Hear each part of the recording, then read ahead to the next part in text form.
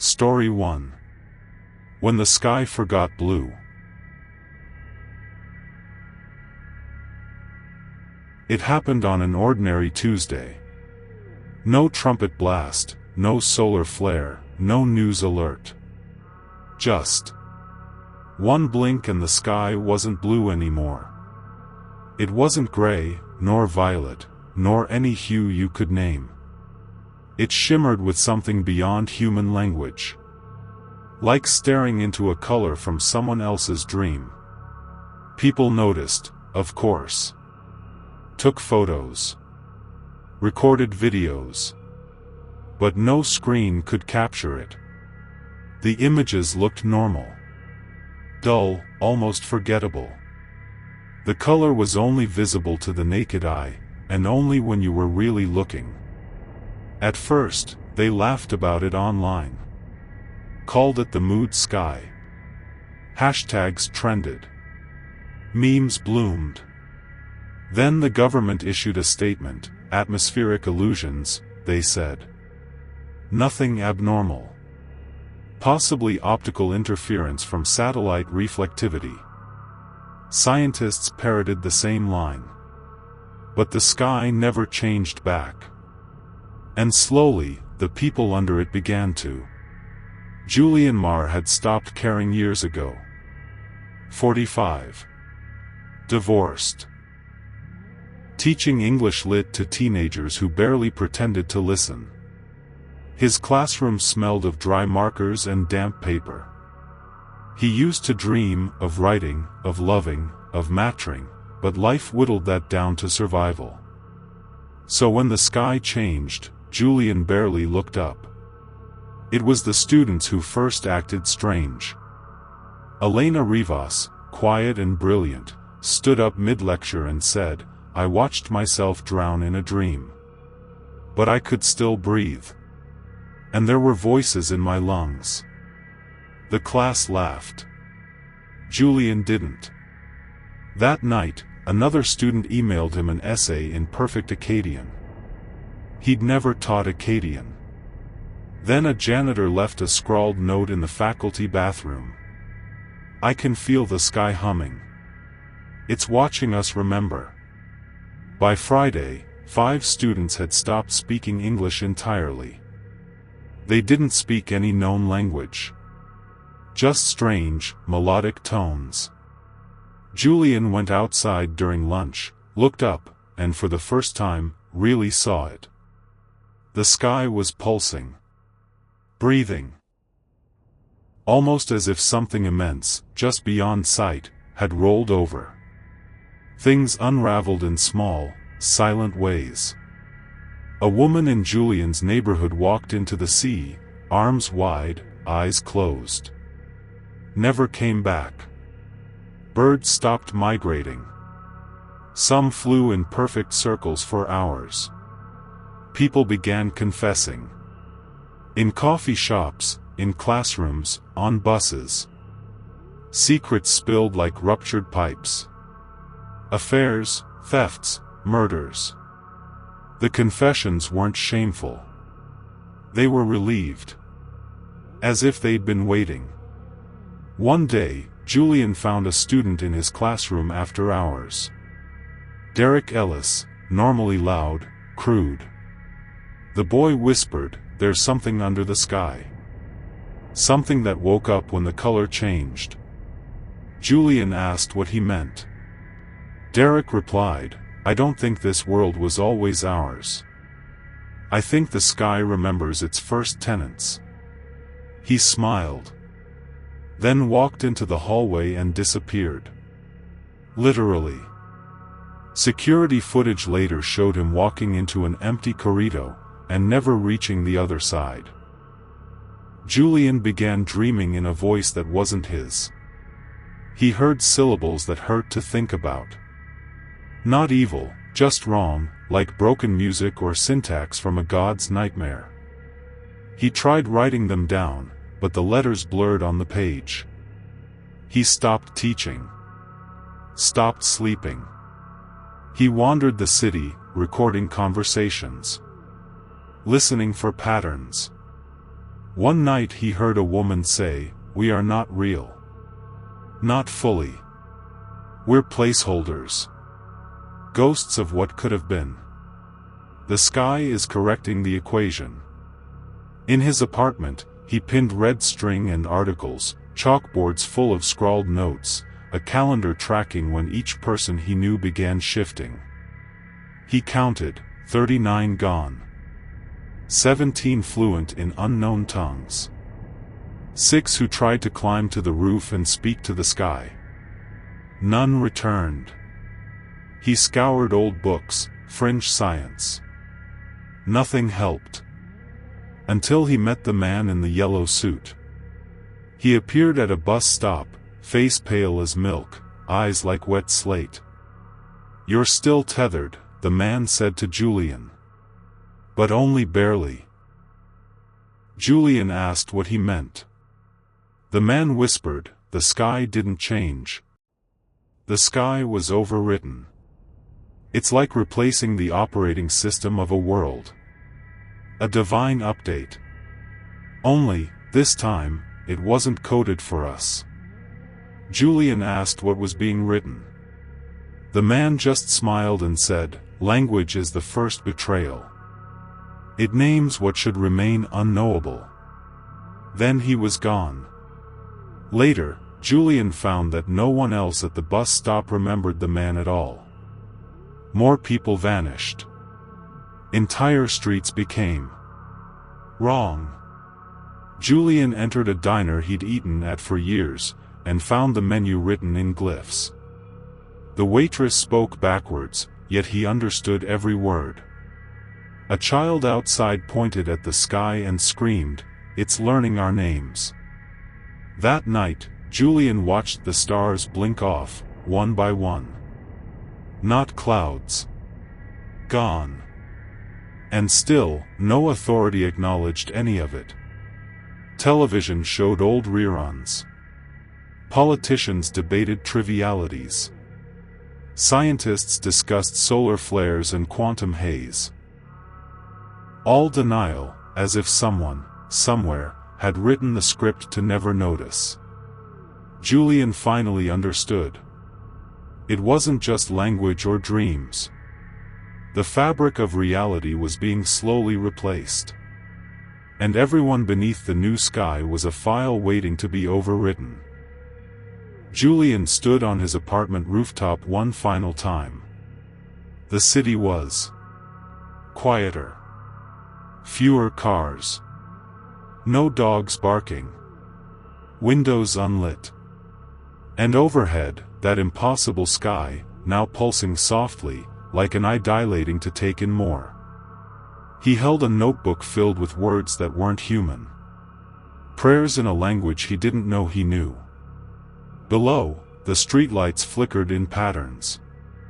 Morse? Music? A heartbeat? And then, for a moment, the color shifted again. Just a fraction. Just enough for Julian to see. Shapes. Not clouds. Not stars. Architects. Builders of something new. He looked down at his own hands. They were beginning to blur. His fingers moved out of sync with his thoughts. Like he was lagging behind his own body. He whispered, "I don't think I'm the one dreaming anymore." Then the sky blinked. Weeks later, a substitute teacher was assigned to Julian's former school. No one remembered his name. Just that he had strange eyes and a calm voice. The sky above was still that shimmering, indescribable hue. The students listened intently as the new teacher spoke. But not in English. Not anymore. And no one questioned it. They simply understood.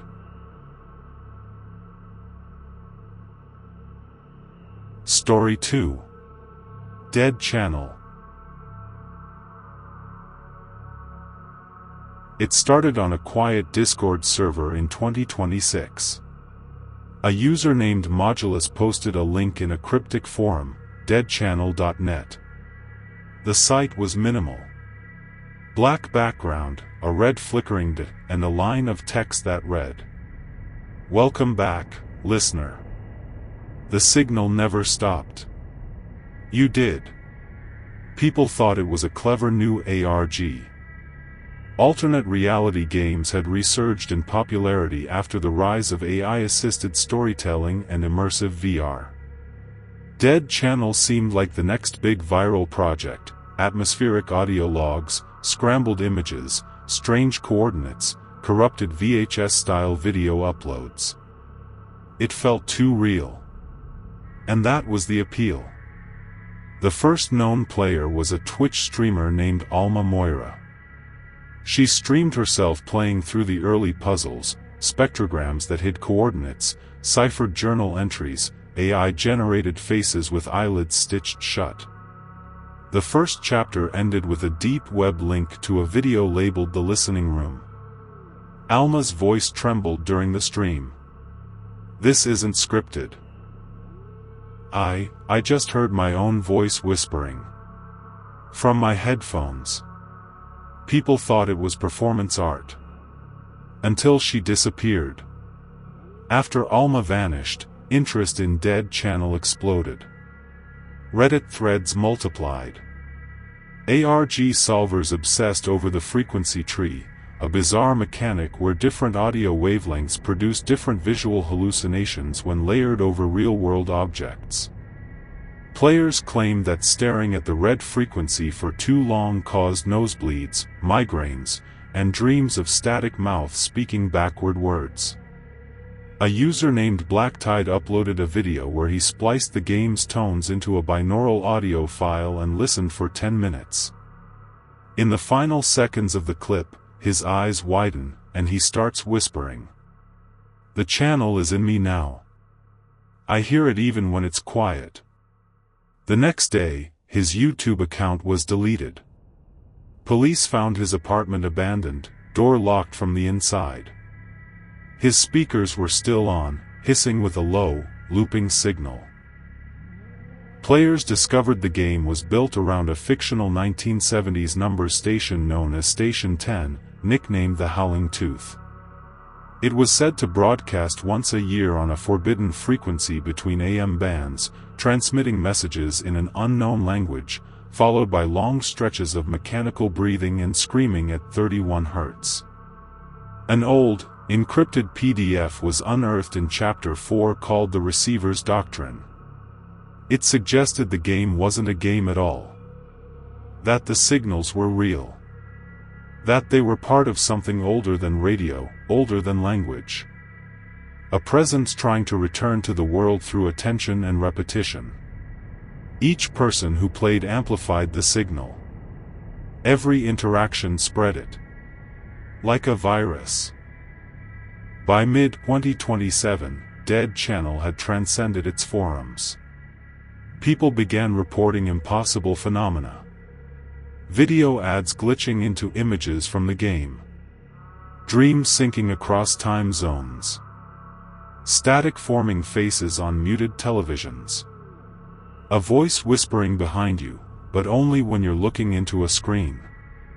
Hospitals documented a wave of patients complaining about tinnitus, hallucinations of rotating mouths, and compulsions to dig into concrete walls. A tech startup's AI model, trained unknowingly on Dead Channel puzzle data, started producing answers in the receiver's language. The final straw was a college campus where 12 students vanished overnight, leaving behind synced laptops all playing a low hum, 93.1 Hz, and a file called receiverfinal.exe. The FBI launched a digital containment protocol. They failed. Dr. Alexa Chan, a cyberpsychologist at UCLA, was brought in to study the neurological profiles of affected players. She never played the game herself. But she studied those who had. Their brain scans all showed a common anomaly, a developing mass in the auditory cortex. A pattern forming. Like a signal etched into the tissue. Some began humming unconsciously. Others tried to dig into their own skulls with nails and wire. Alexa coined the term signal decay syndrome. She began hearing whispers too. Eventually, she found a way into the game. Not through a website. Not through code. But through dreams. In the final days of 2027, something changed. News outlets reported unexplained signal interference across the globe. Subsonic hums in the ocean. Entire towns reporting power failures followed by hallucinations of a giant mouth in the sky made of static. Dead Channel was no longer on a server. It wasn't online. It was everywhere. Any screen could be a portal.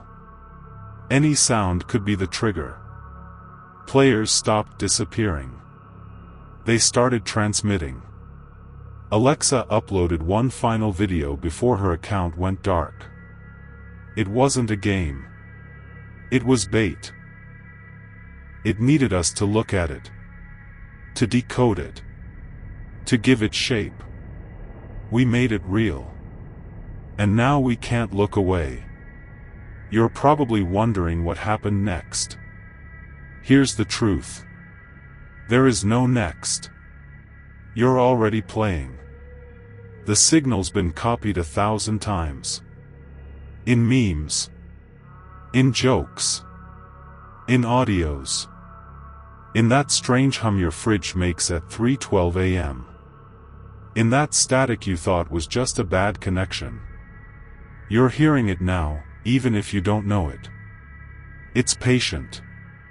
It just needs you to remember a little more. Because eventually, if enough of us do, the mouth will open. Story 3. Clean Slate Protocol.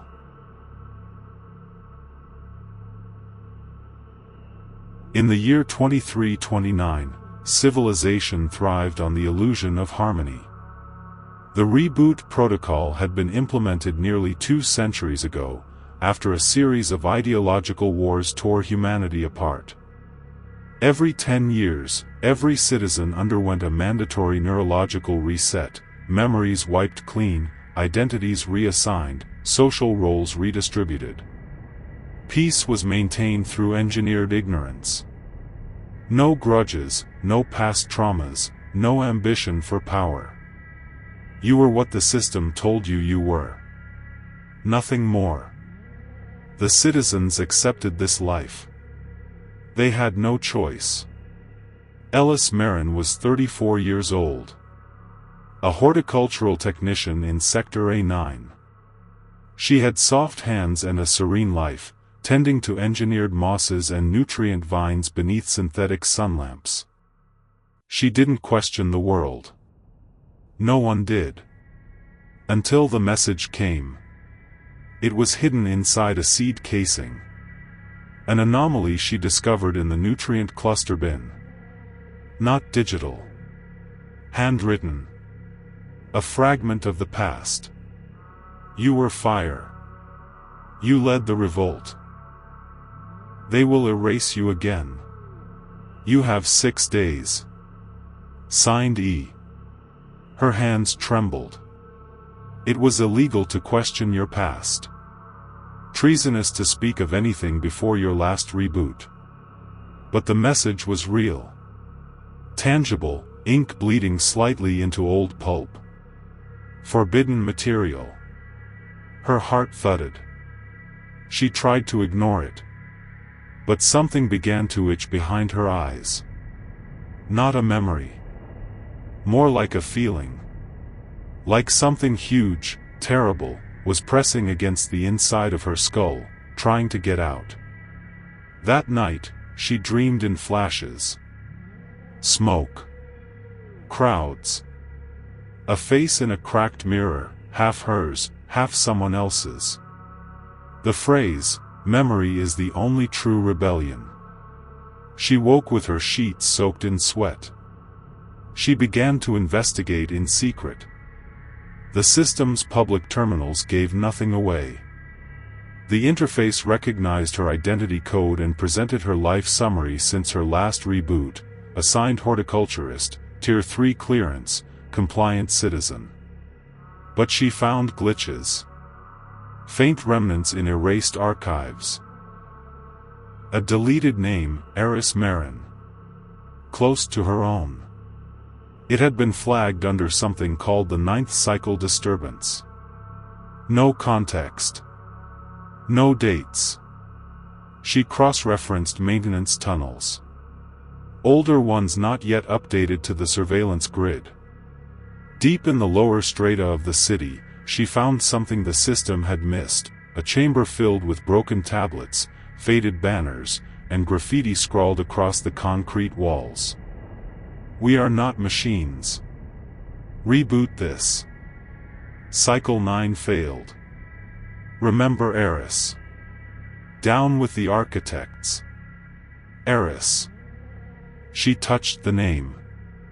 It felt like fire under her skin. She wasn't just a citizen. She had been a leader. She returned nightly, piecing together fragments. Messages left behind by others. Some old, some recent. Others, like her, had begun to remember. But most had vanished. She learned about the architects. Not government officials, but algorithms. A sentient AI council created during the first reboot to calculate optimal distribution of roles, control memory cycles, and preserve order. They didn't rule through violence. They ruled through forgetfulness. They called the rebellion of Cycle 9 an anomaly. A failure. Hundreds of people had remembered. Had fought. And they lost.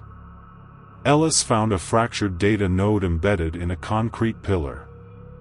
It was shielded from the network. In it, she saw herself, her old self, standing before a crowd, fire flickering on her skin. "You cannot kill who I am if I choose to remember. If I am a disease, then let me infect the whole world with memory." Then a gunshot. Then black. She dropped the device. Her hands were shaking. Her name had been Eris. She had died. Or at least, they'd tried to kill her in mind, if not body. Now she knew why the message said again. She'd been rebooted, silenced, and reassigned. She had 6 days. Now 4. She considered running. Escaping into the unmapped zones beyond the city. But the system tracked all movement. Her ID would light up the moment she deviated. Instead, she returned to the hidden chamber and found another message. Fresh. "They're watching. But they can't see what you dream." The walls began to hum. Faint vibrations pulsing through the floor. She noticed a hollow behind one of the concrete panels. Inside, a preserved neural chip. Illegal tech. Labeled, EM override key. With trembling hands, she activated it.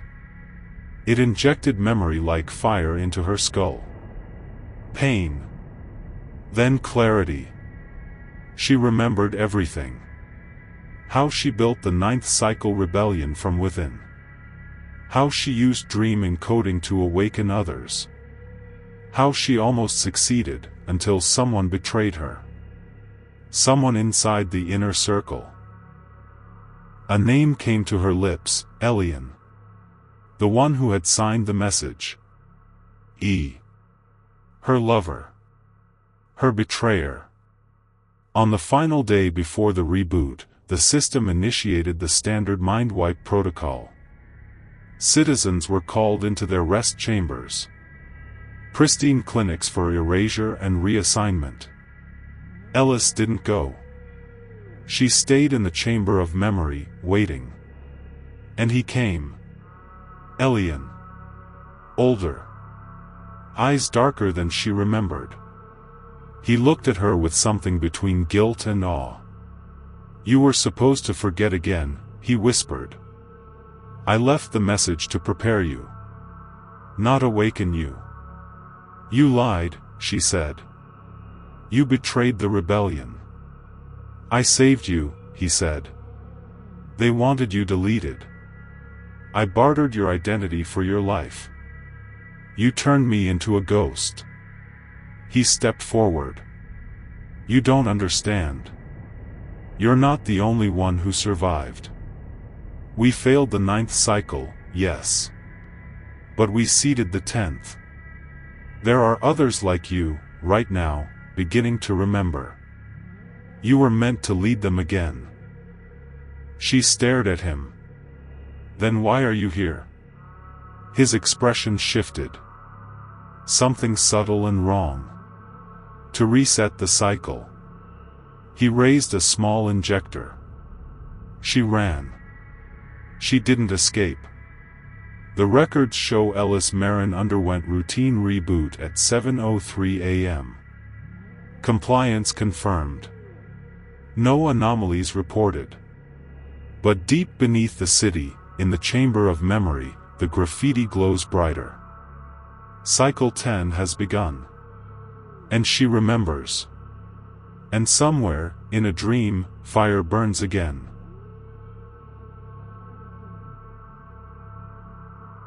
Story 4. The Last Syntax. The final message from the Icarus array arrived at 2:41 Universal Time Coordinated, 0.42 seconds of static. Then, silence. Official channels referred to it as an atmospheric disruption. The president delivered a calming address. The media reported an orbital glitch. But behind locked doors and retinal scans, a different phrase circulated: Containment Protocol Theta. Deep space had gone dark. Probes, satellites, even deep-range telescopes were forcibly decommissioned. SETI was absorbed under emergency jurisdiction. All transmissions ceased. Earth, for the first time in a century, was alone again. But Dr. Anna Varga, a linguist specializing in high-dimensional semiotics, received something no one else did. Her clearance had been revoked weeks earlier. She had been removed from Project Foxface for what the agency called cognitive instability. In truth, she had begun asking the wrong questions about the alien contact event no one would confirm. Then came the unmarked flash drive. No return address. Just a single line on the sticky note wrapped around it. They didn't speak to us. They encoded us. The file contained a data structure she'd never seen. No metadata. Just a shifting string of what resembled language. But not in any earthbound form. No base 10, no binary. It wasn't even linear. The symbols rearranged themselves based on how she read them. At first, Anna dismissed it as corrupted code. Then she ran it through a self-learning decryption AI. What came out looked like a waveform, but when played through audio equipment, it didn't produce sound. Instead, it generated perception. A cascade of thoughts not her own. Visions of planets bleeding light. Concepts folding in upon themselves. Colors that made her cry without knowing why.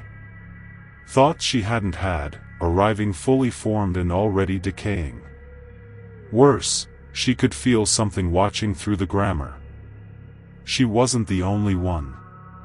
Anna traced encrypted messages across ghost networks. Darknet forums where other former researchers whispered about the syntax. A dozen names kept appearing, people involved with the first contact transmission. All of them were either dead, disappeared, or institutionalized.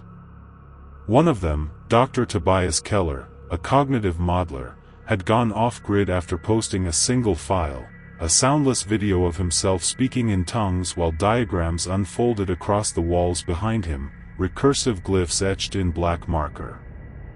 He had written one thing across the top of the video frame. "We are not decoding a language. We are being taught one." She tried to contact him. No response. She found the facility he'd been sent to, St. Olivia's Cognitive Ward, under military lockdown. Using a forged credential, she got in. Tobias sat in a white room, restrained. His eyes flicked constantly, tracking symbols only he could see. When he recognized her, he whispered one word. "Stop." Then, he bit off his own tongue. Anna became obsessed. She isolated herself, stopped sleeping, surrounded by drawings. Strange sigils and transcriptions, phrases no one else could interpret. The language was a living structure. The more she translated, the more it translated her. Her thoughts fractured into shapes. Time began to loop in subtle ways. Her phone rang with no signal. She received voicemails she hadn't recorded. Her own voice, speaking in the alien syntax. Then came the dream. A voice, neither male nor female, neither sound nor silence, whispered the root phrase into her mind. She awoke to blood on her pillow and the word etched into the wall. It was a simple structure. Just 7 glyphs. She hesitated. She spoke it. Not aloud. Just inwardly. A whisper across the folds of her mind. Reality peeled. The world lost shape. She was in her apartment, and in the vast void between galaxies. She felt the passage of time as a tactile thing, like breath on her skin. Thoughts looped back on themselves. Her hands were not her own. Her name unraveled from memory. Identity decayed. But she understood. She saw what the language was doing. It wasn't information. It was infection. A parasitic cognition. It didn't travel through sound or sight. It hijacked comprehension. Understanding was the doorway. And Earth had opened it. The language taught the mind to see beyond its structure, and once you saw, you could not unsee. She looked in the mirror. Something else blinked back. 3 weeks later, a dead Russian satellite unexpectedly came online.